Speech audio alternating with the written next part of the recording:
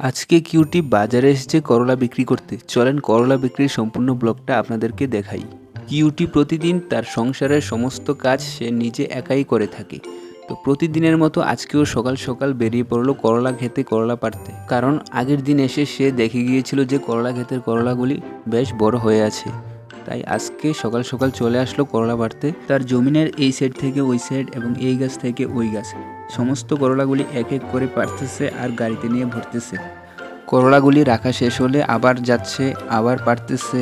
আর পাশাপাশি এইটাও খুঁজে খুঁজে দেখতেছে যে কোন সাইড পাড়া হয়েছে আর কোন সাইড থেকে পাড়তে হবে। করলাগুলিও এক একটা তার থেকেও এক হাত লম্বা।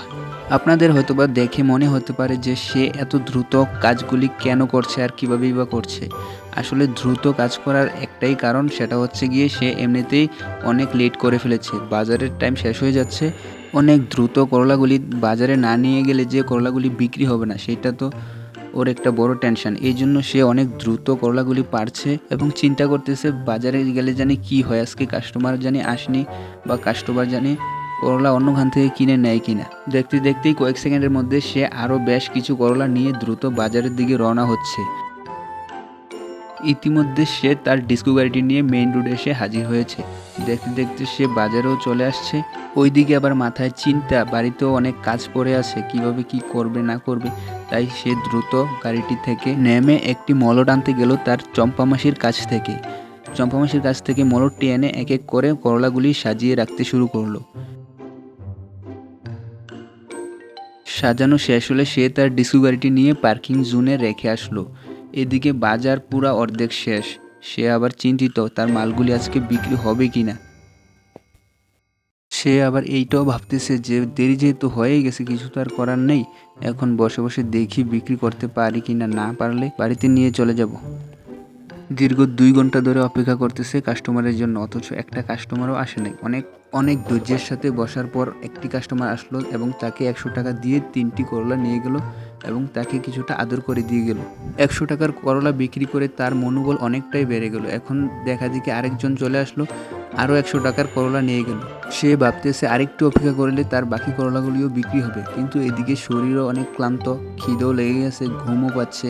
কিন্তু কী করবে, করলাগুলি যে বিক্রি করে বাড়ি যেতে হবে, না হলে যে তার সংসার চলবে না। কিন্তু 1 ঘন্টা অপেক্ষা করার পরও কোনো কাস্টমার আর আসলো না।